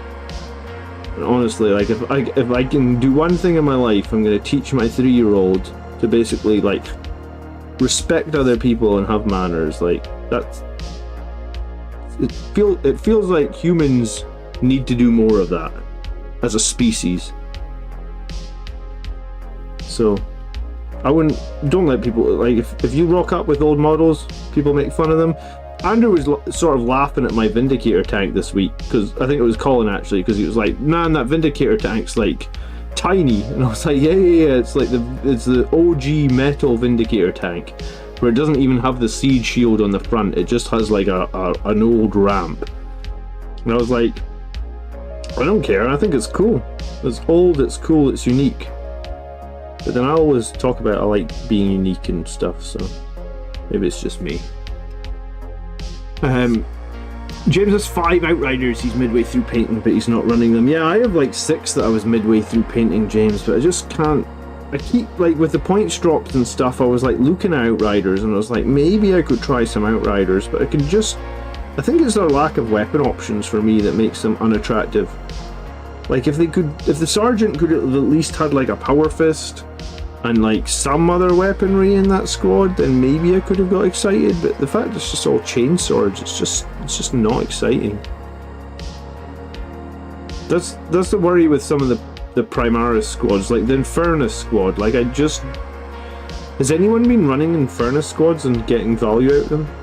Is that something that people have been feeling? Because I just don't run Infernus squads, and I haven't even built them. I just look at them in the box and think, what a waste of plastic. I'm not. Even with a detachment that gives +1 strength on the melee on the ranged weapons within 12 inches, I still don't rate Infernus squads whatsoever. Smithy runs Outriders and people are scared of them. Smithy, I need to get you over here for a game. Because I ain't scared of no Outriders. They get chainswords, man. How many attacks do Outriders even have? Like 4? It can't be more than 4, surely. So 3 of them gives like 12 chainswords. What does that even kill? 12 chainswords hitting on 3s means 8 hits. Wounding on 4s against Marines. Alright, so you run the Sons of Sanguinius detachment, so you wound Marines on 3s. So you wound Marines on 3s, you got 8 hits, so you make about 5 wounds, and then I save what, on 4-ups, because they're -1 AP? So 3 Outriders kill 1.5 Marines? Is that strong? Is that worth it? Is that worth 100 points? I don't see it at all. At all.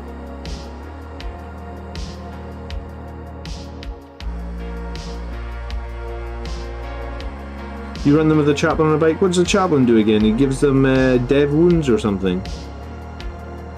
No, it was the captain that was giving dev wounds. I don't remember. +1 to wound from the chaplain? Alright, so you killed 2 Marines rather than 3. Is that right? I don't know. Outriders, I feel like, are the most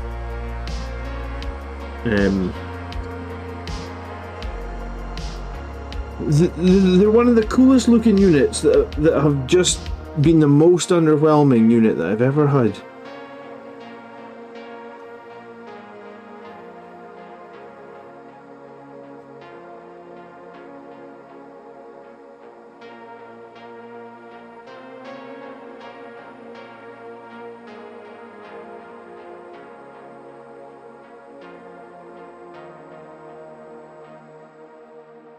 Three Outriders, 1 ATV and 1 chaplain on a bike is cheap as chips. It's not that cheap, surely. It's like 300 points.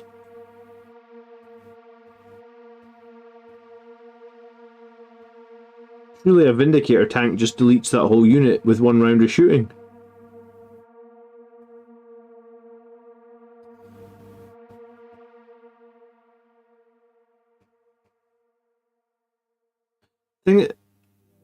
Yeah, the thing is, multi-meltas though, right? Like, multi-meltas are not good anymore. Because, like, it used to be, right, you could take, like, your attack bikes and stuff and be like, haha, I punch you, or, I say punch, but you know what I mean, like, I hit you with my multi-meltas, and my multi-meltas are really optimal at killing vehicles and stuff. Well, multi-meltas don't kill any of the stuff that they need to kill anymore, so, like, I don't know if I rate like, if the Invader ATV had an anti-tank gun, great, that'd be interesting, but it doesn't. It's got multi-melta, which most of the time fails to wound now, I guess. Into armor, anyway. I feel like that's why you take it, to give your fast-moving unit some punch into armor. Well, it can't punch into armor.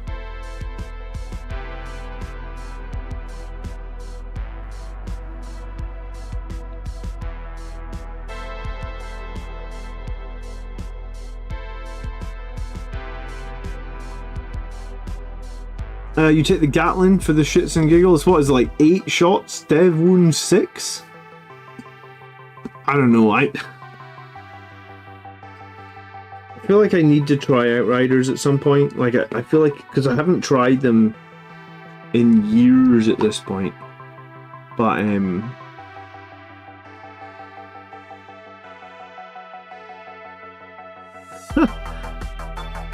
So, Eternal Crusader, who's not a Blood Angels player, is going to put 5 Infernus Marines inside an Impulsor to try and make, like, the second-rate Baal Predator for his Black Templars.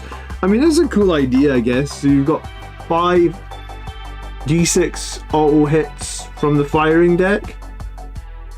Is there anything you could attach to that Eternal Crusader to make their wounding roll more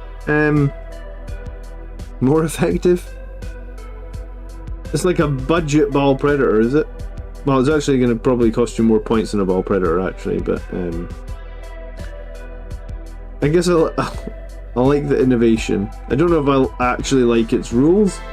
I like the innovation.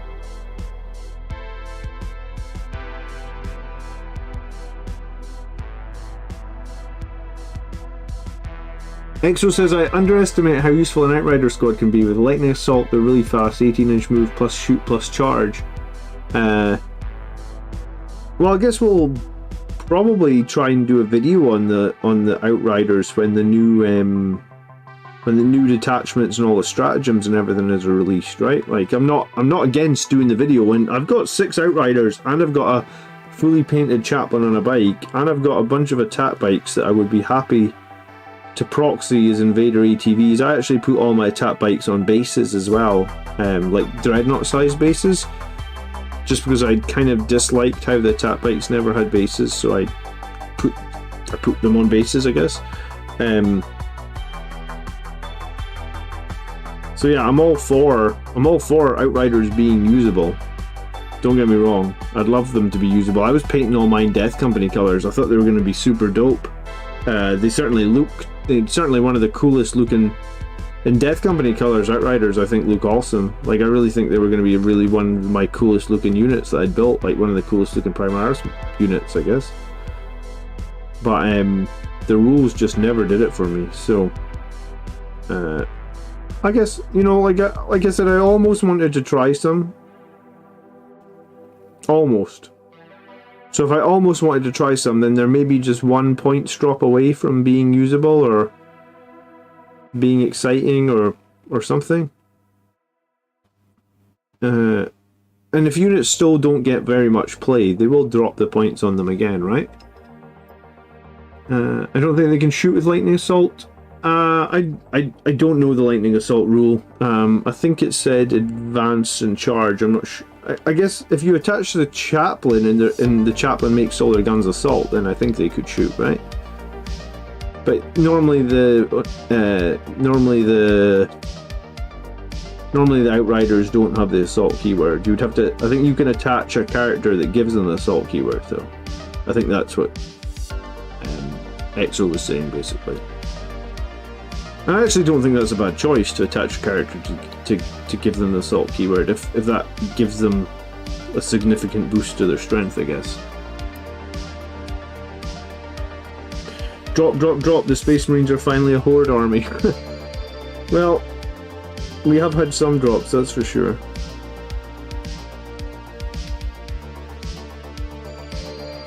Alright guys, I got like 5 more minutes in me, I think. I've been streaming for like almost 2 hours.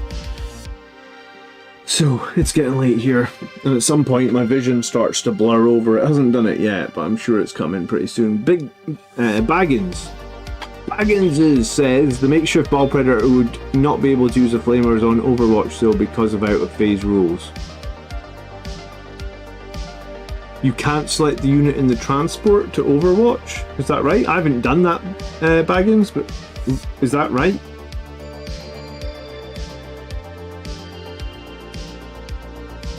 The shooting from Outriders is garbage, says Smithy.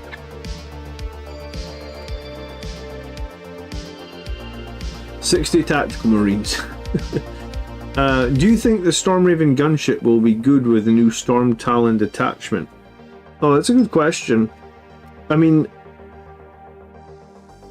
I was kind of off the idea of flyers because, like, with the balance data slate that just dropped, when you compare like the Stormraven to the Land Raider, it feels like the Land Raider does everything better than the Stormraven. I know the Stormraven can transport a Dreadnought. A lot of people are like, oh, you can put a Dreadnought in the Stormraven.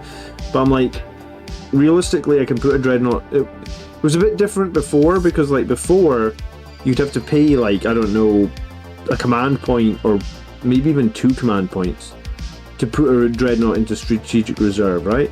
But now you just do that for free. So it's like if I can put my Dreadnought into Strategic Reserve for free, then I think objectively is the Land Raider not just better, right? Because it's got more reliable anti-tank firepower.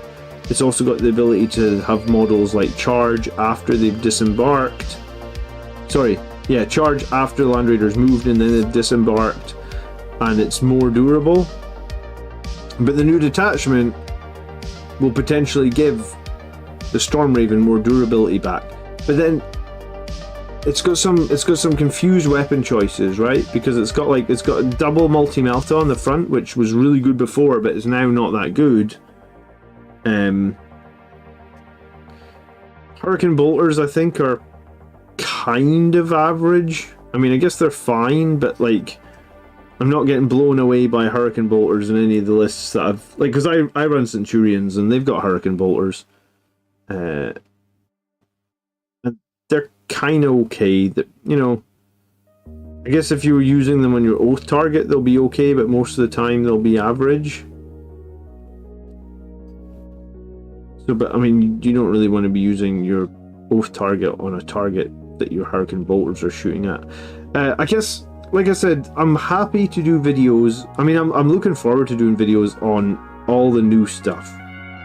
And if it's different stuff than we've had before, if it's different combos than we've had before, then brilliant, because I do like doing new things. Like, I don't mind remaking an old video. Like, I'm gonna remake some of my older videos 100%.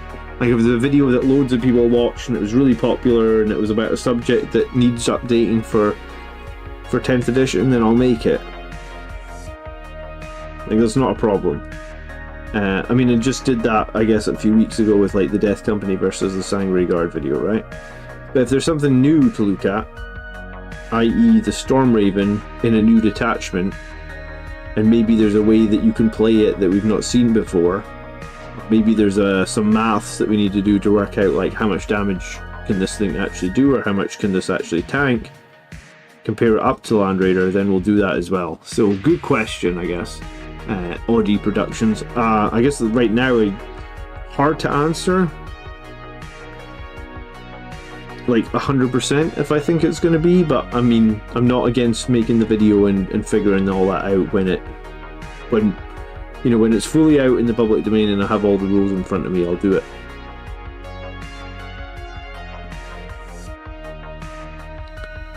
I've got a Storm Raven. It would be nice to at least feel like you could run it again, because right now I feel like, I think that's the problem, like, and I think that's what I was trying to maybe say earlier, where it was like, there's too many times where like there's something cool. For example, yeah, I think I was saying it earlier almost with like the Sons of Sanguinius detachment, where like, when I make a Space Marine list for Blood Angels, there should be a choice that I need to make there, like, hey, do I want this to be a Gladius list, or do I want this to be a Sons of Sanguinius list? Because both, you know, because in an ideal world, both detachments I feel are strong, but in reality for me... Good night, Todd, thanks so much for watching, I appreciate it. Leave a like if you can before you head off, would appreciate it. But in reality for me, it just feels like Gladius is much better. In that I win a lot of games with Gladius. And I feel like I have tools that are really useful with the Assault Doctrines and the Devastator Doctrines and the stratagems in Gladius. Like, Gladius just feels really, really good to play, I guess. Or it feels like it's really usable, and I can get a lot of value out of the different stuff that I can do with it. And I can score really well with it. So, but like, for me, it should be a 50-50 decision. I should be thinking about, like, what am I trying to build in this list? Do I want to be taking melee, or do I want to be taking Gladius? But for me right now, it's just like, oh well, I'll just take Gladius. It always seems like that's the better option, right? They need the assault ramp back. Did Storm Ravens have the assault ramp? What edition was that? I don't remember playing that way. The Land Raider is similarly better than Repulsor. Yeah, the only reason I run the Repulsor res is because it's like 50 points less. If I had 50 points more, I'd probably always run the whatchamacallit? You know what I'm trying to say. If I had 50 points more, I'd probably always run the Land Raider. JD can't wait for the Firestorm detachment. Yeah, I think that's going to possibly be one of the best detachments for Blood Angels. I guess we'll find out, JT. I'll be right here ready to do some videos on it as soon as it fully announces or releases, or however that works. Well, I guess it'll just come out with the Space Marine Codex, really, won't it?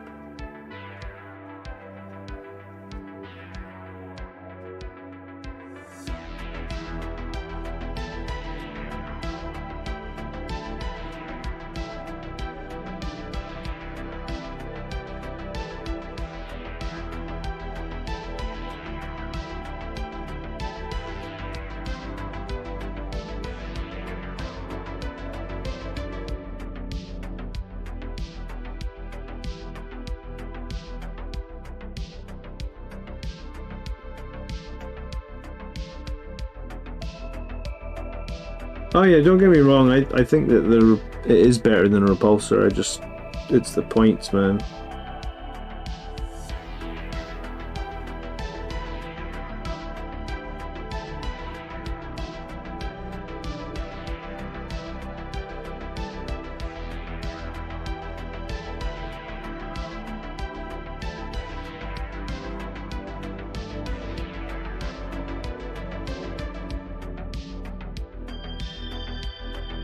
I missed the Grav strat for the repulsor as well.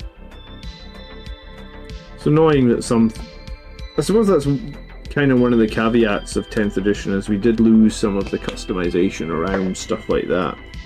You know, where like individual units might have had a cool strat, like what was it called, like Grav Pulse, for example. That was a cool strat that made thematic sense and was quite good, but I guess it doesn't quite work in the idea of keeping all the strats on the one page, so you have to lose some of the thematicness of it, I guess.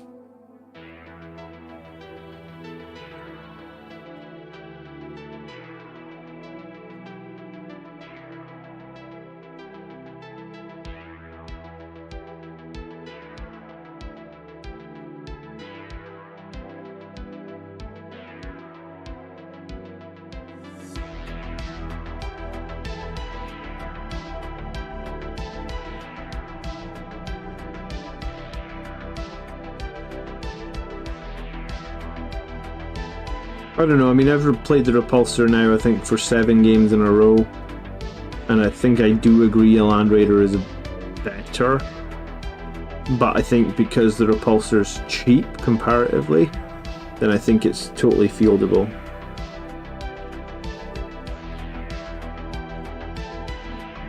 I think when you look at what the Land Raider's got going on for it over the Repulsor, it is better.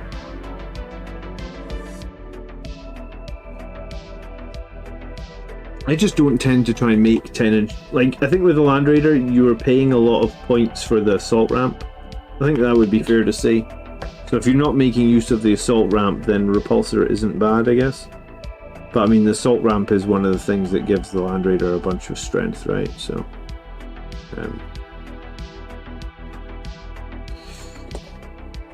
I haven't been using the assault ramp, I guess.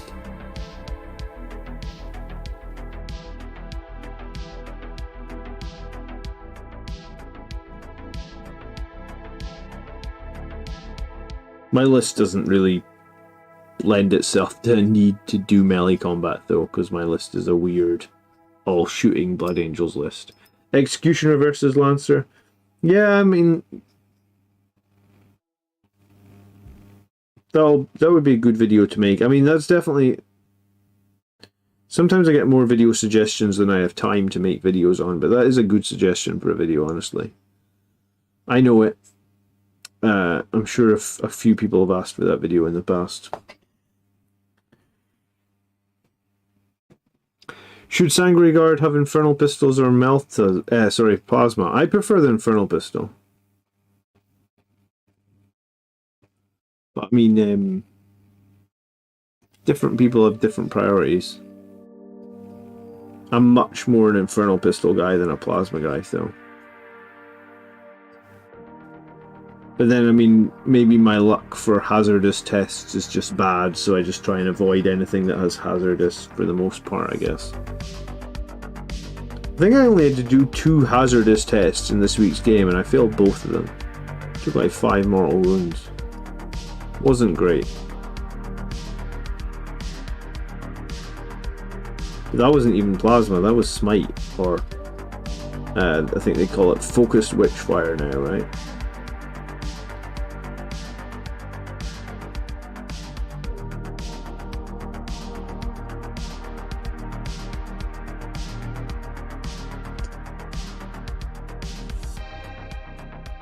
There's almost no reason to use the transport without having a unit like aggressors or terminators inside that you want to charge. Well, my thought was to just... most games in 10th edition have an objective in the middle of the map, right? So my thought with my... you've 25 to build. If you've got 25 to build, dude, you need to use magnets. Because that changes literally every edition. If you go back like 1 edition, then you had to use Angelus bolt guns. Right now, my thought is it's infernal pistols, but who knows if... Hey, just this edition they limited what weapons you could have on the right arm, right? Because you used to every single member of the Sangre Guard used to be able to take a power fist. Now you can take 1 power fist for every 4 guys. So if you built all 20 of your guys with power fists, you just got screwed. So if you got 25 guys to build, Sangre Guard or Death Company, if you can, trust me, it feels like if you don't... Every time I don't do magnets, I get screwed and have to buy the models again. And I feel that feels bad when it's like 5 guys. If it's 25, definitely think about doing magnets. Yeah, my thought is to just literally push the repulsor into the middle of the board to hold the middle objective, and if it blows up, then the units inside will pop out. I'm not really trying to charge out of it. The goal for the repulsor is to hold the midfield. I've got other units that I can get to the back. I mean, I guess that's one thing to say. Like, if you've got a strategy around... I always say to people, if you've got a strategy around a single unit and it's working for you, then, you know, more power to you. So my strategy that has been working is to just put the repulsor center board, and when they try and kill the repulsor, it's still toughness 12 vehicle. I'll just smoke it. And a bunch of games I've smoked my repulsor. Alright guys, I'm out of here in the next 2 minutes. Any last questions, tell me them now. If not, I'll probably see you tomorrow night for the Army List show. And if I don't see you for the Army List show, maybe I'll see you in the chat on Monday night's video where we review an Ultramarines tournament winning list. Thank you so much for the new... I was going to say, did we get some new members tonight? We definitely got... That was it. Campbell came in with a gifted sub. Campbell, thank you so much for that. And we also got a couple of super chats here as well. Thank you so much, guys. Really helps me out when... No. I guess every bit of support helps me out. I appreciate it. Lets me work on this, which is my passion, and lets me spend my evenings here working on Warhammer stuff. It's nice. Not just painting, but the tactics videos and stuff like that as well.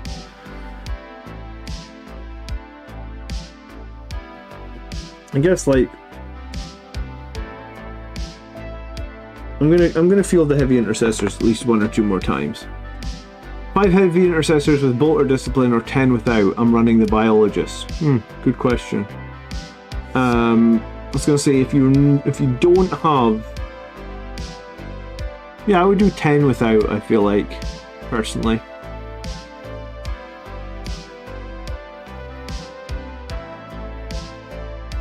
Would I? They only get 2 shots per unit. I think on models that get low number of shots, because they don't have rapid fire or anything on the heavy intercessor's bolt rifle. It's just heavy and assault. Models with low numbers of shots are going to get the smallest bonus from bolt or discipline. If you want to run bolt or discipline, think about aggressors. 6 aggressors plus the biologist with bolt or discipline is very good. And yeah, you would get the extra bodies and the extra survivability, so I would run You could also keep them as 2 5-man units. There's almost no advantage to having them as a single 10-man unit in the 10th edition, I think. So I think I would take 2 5-man units over... I think the Biologist is amazing with Bolter Discipline, but I think he needs to be attached to 6 Aggressors for him to be amazing. So 5 guys is only... So 5 guys is only 10 shots, which I don't think is enough to get the full benefit from Bolter Discipline, really. They're good. They're a good battle line unit. Yeah, they're a durable battle line unit.